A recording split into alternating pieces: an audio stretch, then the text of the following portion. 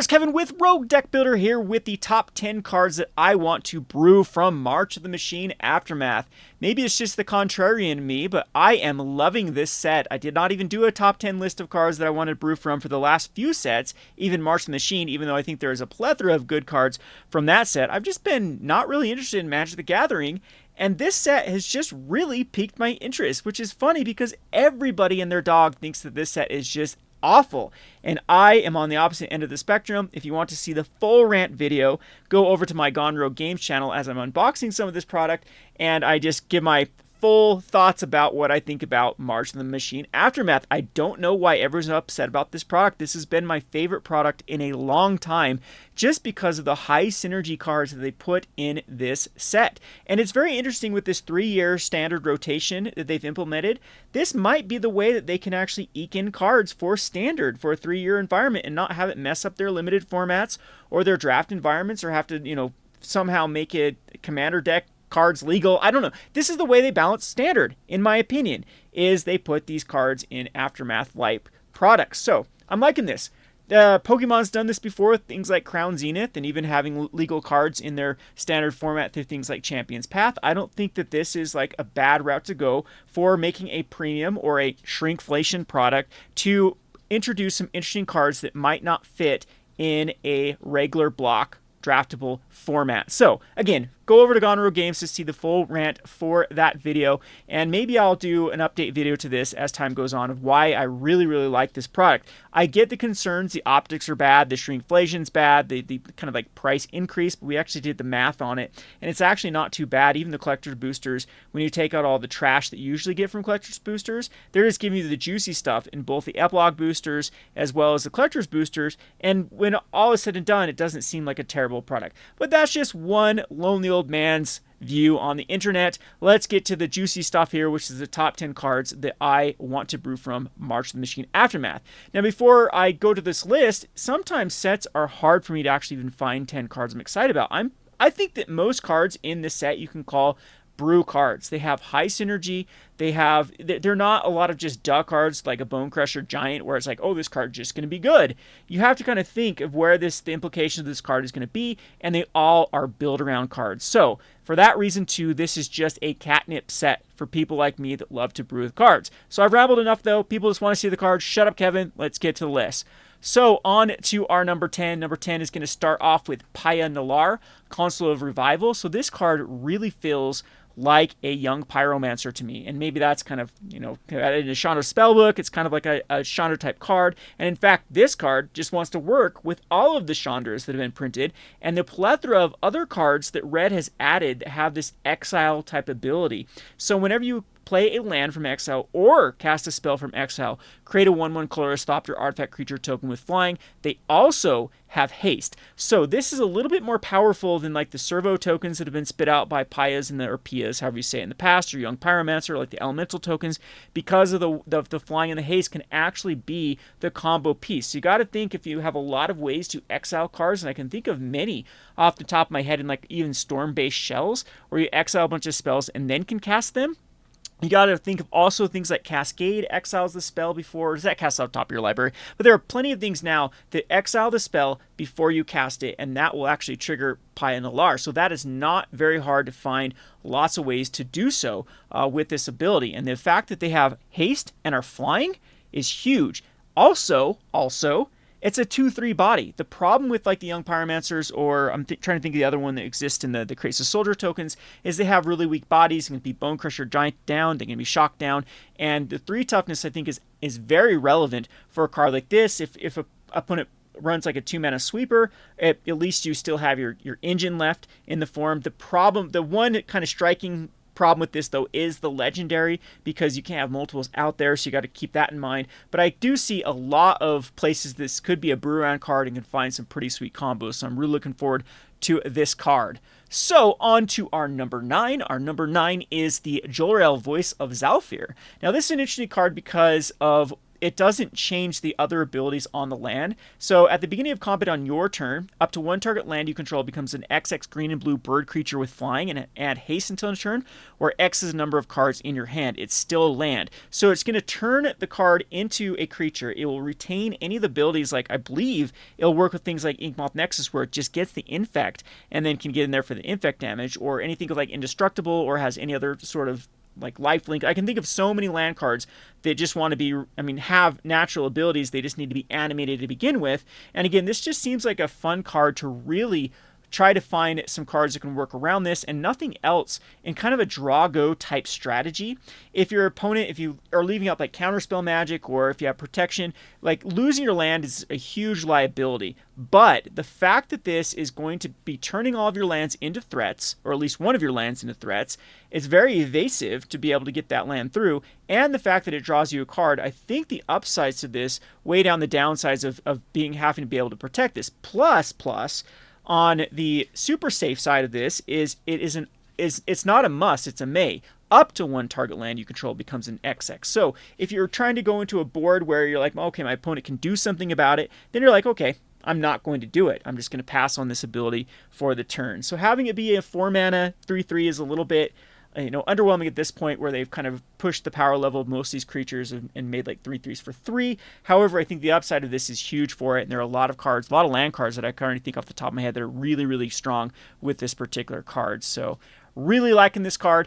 We'll go on to our next one. Our number 8 is going to be the Markov Baron. So this might be the card that can make Madness Vampires in Pioneer work. I like both ends of this spectrum, being the Convoke and the Madness, kind of linking those together. There are a lot of one-drop vampires you're already going to be using in like a Madness type shell. You have the one that just spits out a blood token. You have the other one that gives all your vampires Madness. And then they can Convoke to make a 2/2 that then can have a Lord type effect. A 2/2 for basically, hopefully 2 mana if you Convoke it on after a 1-drop. Well, the problem is a lot of these vampires do want to be aggressive, so the Convoke is kind of awkward with this Markov Baron. But there are ways to then, of course, make this Madness down to 0, because I do believe the Convoke does work with the Madness on this. It's a way to get a Lord out, and nothing else like a 3-mana Lord. That used to be the standard for Lords. They used to be 3 mana for a 2/2 that then had the Lord type effect. So you're not familiar with the Lord terminology. A lot of the old school, it comes off Lord of Atlantis or Goblin Lord. A lot of those cards had Lord in them when they gave other creatures of that type +1/+1. So that's where you get that terminology from, for those of you who might be new. Again, this just seems like a really valuable card for what it does. In the scope of things, how they push creatures, it's a little bit lackluster. Maybe they could have made this as a 2-drop. Might have been a little overpowered at that point, or buffed it up to be a 3/3. I don't know. I think it's pretty good though, and could push the vampire strategy. And you think too, this card is going to stick around, or the Innistrad Midnight Hunt block is not going to rotate now, so it's going to have a lot more life with this particular card. There's more vampires that are printed in subsequent sets. There were some vampires in March of the Machines as well that seem to work pretty good with this sort of combo here, like the Phyrexian vampires. Yeah, I think this card's a pretty good card, pretty neat card, specifically for like a Pioneer build. On to our number 7. Our number 7 is going to be the Harnessed Snubbering. So there's a lot of these type of cards in the aftermath of when they connect or when they attack, they do something. This is one of my favorite ones out of the set because it is a 2/5 for 4, which is very underwhelming with the Vigilance ability. Kind of who cares at that point? Maybe Vigilance does come into play here because it is like a big body that can block, a plethora of threats at that point. Whenever Harnessed Snubber deals combat damage to a player, return target artifact or enchantment card from your graveyard to the battlefield. So in Standard, and that doesn't seem target non-creature artifact, it just says target artifact or enchantment. There are some high-cost artifacts right now in Standard from Brothers War that had the prototype ability that can be really abused with this card. And so if you can protect it, and what's really cool about this too is that the enchantments in white can be a removal, and then if you want them back from the hitting those type of removal back from your graveyard, you can grab those And you can also use those enchantments to, like Leyline Binding type cards or pacifism type cards so they can't block to begin with. You can use those to make sure this guy gets through. So it's a really neat little synergy with white here. A lot of value. It is, 4 mana is a bit steep, but the upsides of getting something like a Phyrexian Portal back, or the Citywide Buster, or Citywide, I'm trying to think of the card that comes in and destroys something. There's some super strong cards right now than artifacts that want to be reanimated, or even enchantments. We can't think about that. There are some pretty decent enchantments that also want to be reanimated, and this is like something that can continue to get value. Again, kind of awkward, but there are ways to make this unblockable. There are ways that you can, one-sided board wipe or be evasive for a turn and really get some value out of the Harness Snubber. That's why I love to play Magic. I don't like just duck cards where you just slap down like Shieldred and they just, gain infinite value at that point. I think this particular card is so neat because you have to really set it up to make it worthwhile. All right, so on to our number 6. Our number 6 is going to be the Leyline Immersion, specifically a combo with Gwen.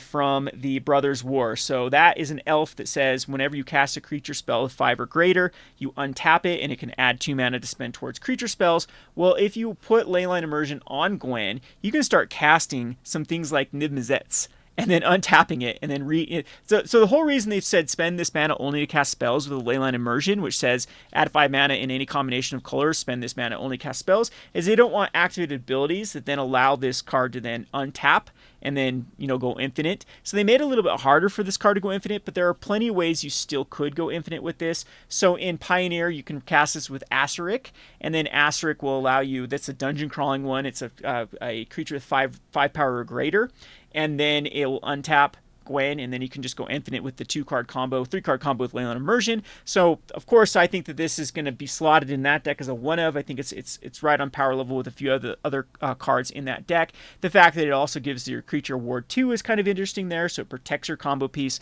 But I'm really thinking about this in Pioneer with like the Niv-Mizzets, where they are, greater power than 5. It's going to untap, you can cast, you can hopefully find some other stuff. I can think of a lot of things for 5 mana that have 5 power, and then Leyline Immersion with Gwen can just be a really, really cool card. Bring to Light decks can abuse it because it can find Leyline Immersion, it can find the Gwen combo, whichever one you need. There are a lot of things I think you can do with this card. Outside of Commander, I think everyone's looking at this for Commander, but I think Pioneer is really where this card's going to shine. And it's not terrible right now because Gwen is a card that exists. And I could see some sort of like legend build that wants to abuse this with Gwen. You throw it on, you can even add some earlier legendary creatures that have some sort of ETBs or, some sort of decent, like even like Thalia would be kind of a non-bo here because it costs 1 more to cast on there. But a lot of these 2 mana spells, throw Leyline Immersion on it, and then you can start casting your high cost legendary creatures. You got to think of even things like Atrax at that point, get very easy to cast.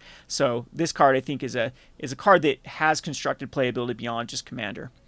On to my number 5. My number 5 is going to be the Calyx Guided by Fate. This is a very interesting card. You can kind of see a theme with the white and green that I think is going on. It has Constellation, and when ever Calyx Guided by Fate or another enchantment enters the battlefield under your control, put a +1 counter on target creature. So it is a 3/3 for 3, unless you want to find a different target to go on. There are some cool cards right now that want counters on it, like the Duelist from the last set.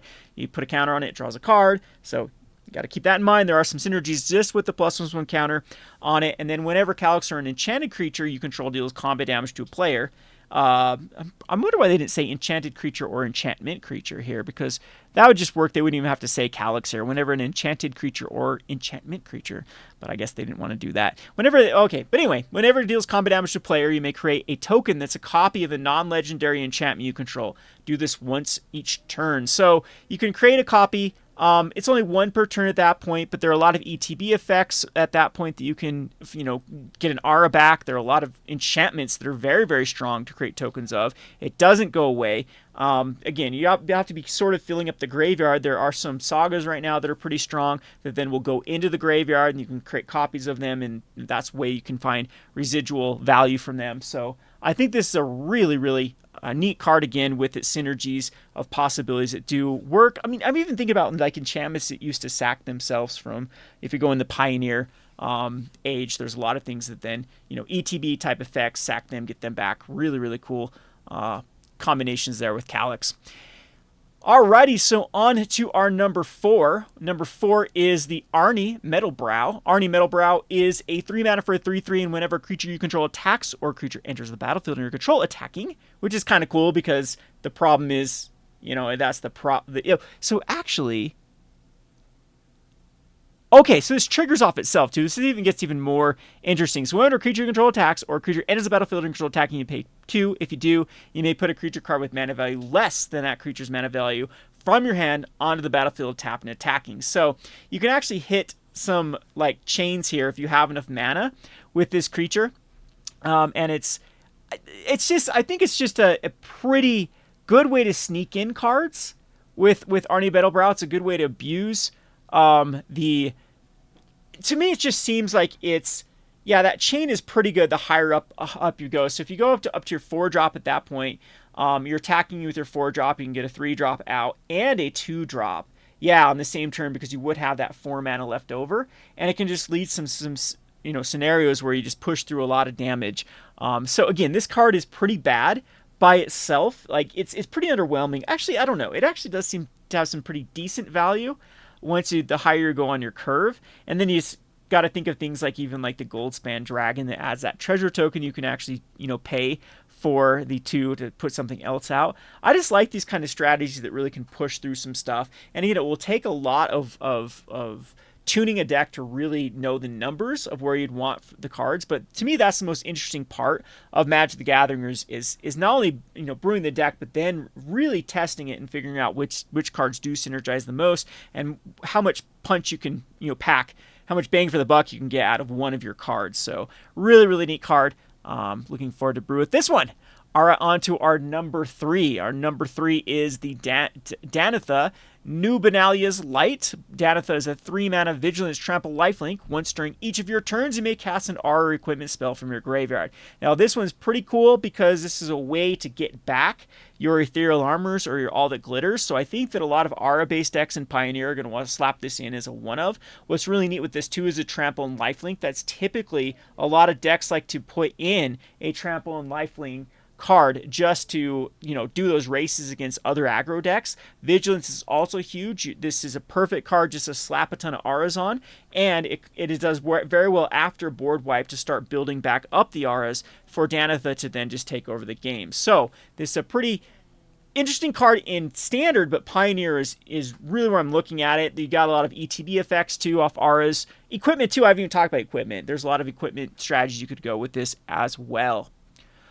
On to my number 2. My number 2 is going to be the Ob Nixilis Captive Kingpin. I think everyone is most hyped about this card. I am as well because I'm a big fan of already the Rakdos Sacrifice in the Pioneer, and I think this slots perfectly in there. But beyond even Rakdos Sacrifice, which is just the dub place to put this card, I think that there are going to be, this card just gets better and better with more cards printed that do what this card wants it to do. And you also think too in not Pioneer because they're not legal, but in Modern with cracking of fetch lands, every time they crack a fetch land, this card gets bigger and you can actually play more cards off the top of your library. So 4/3 flying for 4 mana, flying trample is not bad.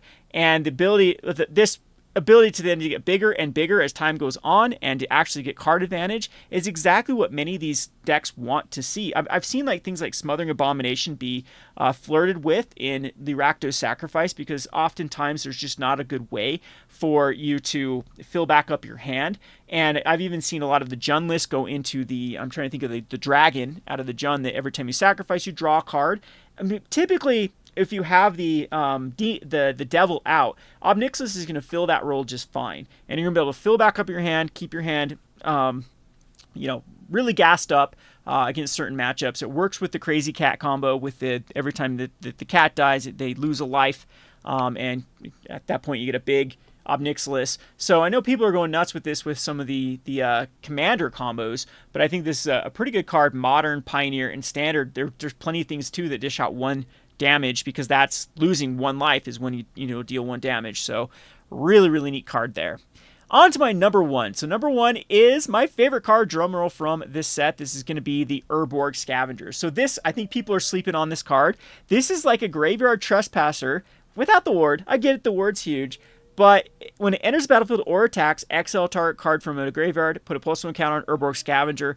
It has flying as long as it's exiled as flying. Same is true for First Strike, Double Strike, Death Touch, Hexproof, Indestructible, Lifelink, Menace. List goes on. This reminds me of Soul Flare, but it's a really cheap one that comes out pretty early. You get that ETB trigger. It gets a +1/+1 counter. It's a 3/3 for 3 mana, so it's Graveyard Trespasser, and just gets bigger and bigger and bigger. And there's so many cards you can just put right in the graveyard, like gives Indestructible and Lifelink or something. Is you got to think of what Zapata or the card from one of the Rivals of Ixalan, or just chuck those cards in the graveyard, exile them, get a lot of value out of it, and it's not like a lot of times Soul Flare seemed like a massive investment. Because you had to have so many cards in the graveyard just to delve into it and get that type of ability. However, I mean, haste too. You get a haste creature, then it can attack and get more, and it's a 4/4. Yeah, I love this card. I think it's just the perfect brew round card. I think it's going to breathe new life into the Soul Flare in Pioneer. There are plenty of things to abuse with it in Standard, and all around, it is just a great card.